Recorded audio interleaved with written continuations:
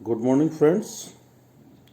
आज हम चर्चा कर रहे हैं बीए भाग तृतीय थर्ड ईयर महाराजा गंगा सिंह विश्वविद्यालय और बीए भाग प्रथम राजस्थान विश्वविद्यालय दोनों में ही सेकंड पेपर भारतीय समाज की। और भारतीय समाज के संदर्भ में हमने एक बहुत ही इम्पोर्टेंट टॉपिक ले रखा है, विवाह, हिंदू विवाह। और हिंदू विवाह के संदर्भ में मेरी आपसे ये 6वीं मुलाकात है और आज के इस वीडियो में हम चर्चा करेंगे हिंदू विवाह के स्वरूप, फॉर्म्स ऑफ हिंदू मैरिज।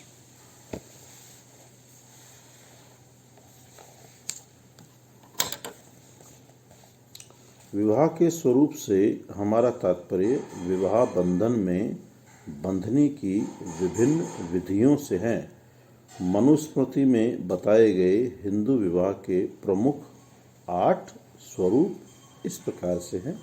पहला है ब्रह्म विवाह। यह विवाह सभी प्रकार के विवाहों में श्रेष्ठ माना गया है। मनु ने ब्रह्म विवाह को परिभाषित करते हुए लिखा, वेदों के ज्ञाता शीलवान वर्ग को स्वयं बुलाकर वस्त्र एवं आभूषण आदि से सुसज्जित कर पूजा एवं धार्मिक विधि से कन्यादान करना ही ब्रह्म विवाह है।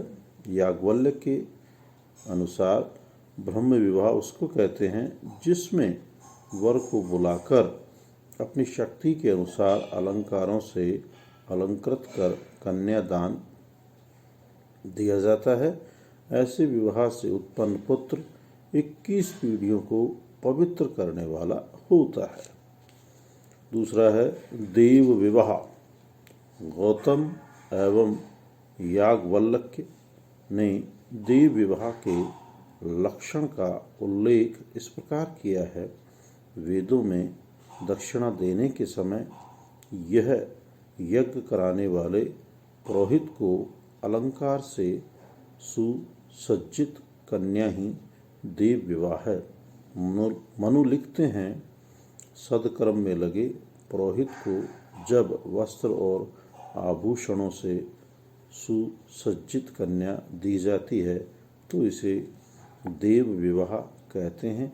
प्राचीन समय में यज्ञ और धार्मिक अनुष्ठानों का अधिक महत्व था।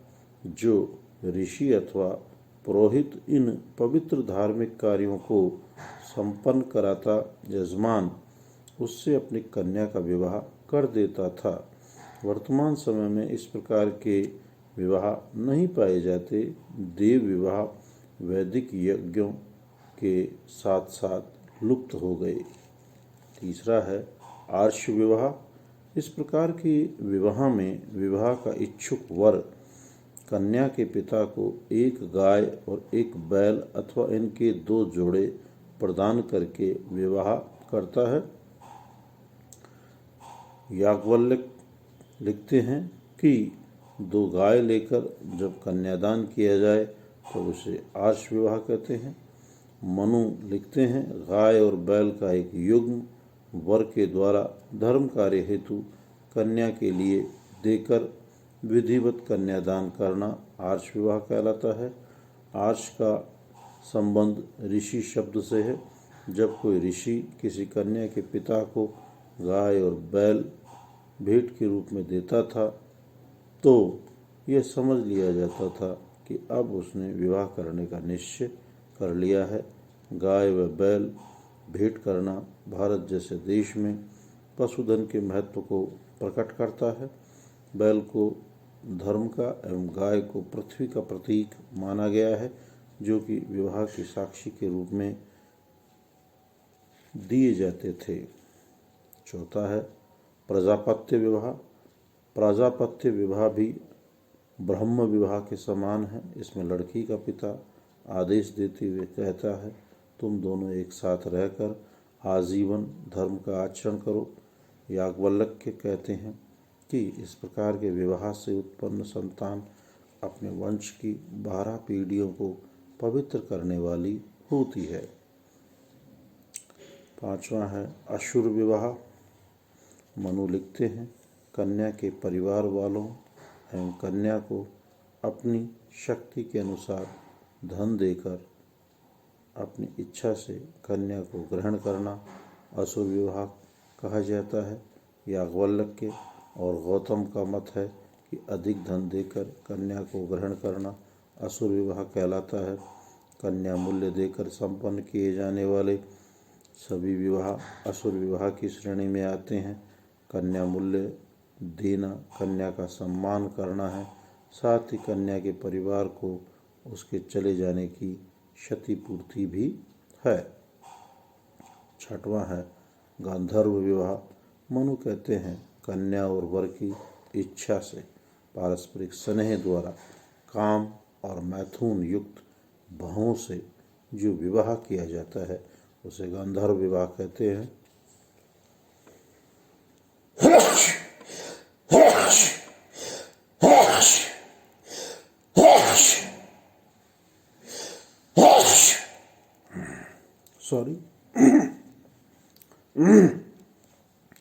याज्ञवल्क्य पारस्परिक स्नेह द्वारा होने वाले विवाह को गंधर्व विवाह कहते हैं। प्राचीन समय में गंधर्व नामक जाति द्वारा इस प्रकार के विवाह किए जाने के कारण ही ऐसे विवाहों का नाम गंधर्व विवाह रखा गया। वर्तमान में हम इसे प्रेम विवाह के नाम से जानते हैं। वात्स्यायन ने अपने कामसूत्र में इसे एक आदर्श विवाह माना है। दुष्यंत का शकुंतला के साथ गांधर्व विवाह ही हुआ था। 7वां है राक्षस विवाह। मनु कहते हैं, मारकर अंग छेदन करके घर को तोड़ के हल्ला करती हुई रोती हुई कन्या को बलात् हरण करके लाना राक्षस विवाह है। याज्ञवल्क्य लिखते हैं, युद्ध में कन्या का अपहरण करके उसके साथ विवाह करना ही राक्षस विवाह है।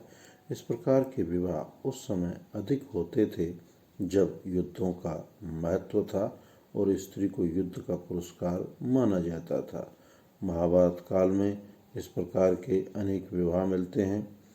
भीष्म ने काशी के राजा को पराजित किया और उसकी लड़की अम्बा को अपने भाई विचित्र वीर्य के लिए उठा लाए।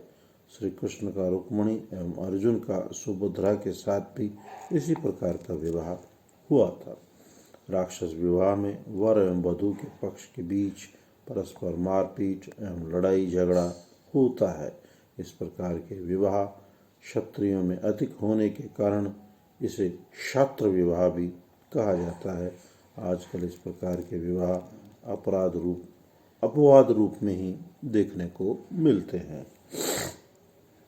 और लास्ट और अंतिम है पैशाच विवाह। मनु कहते हैं, सोई हुई, उन्मत्त, घबराई हुई, मदिरा पान की हुई अथवा राह से जाती हुई लड़की के साथ बलपूर्वक कुकृत्य करने के बाद उससे विवाह करना पैशाच विवाह है।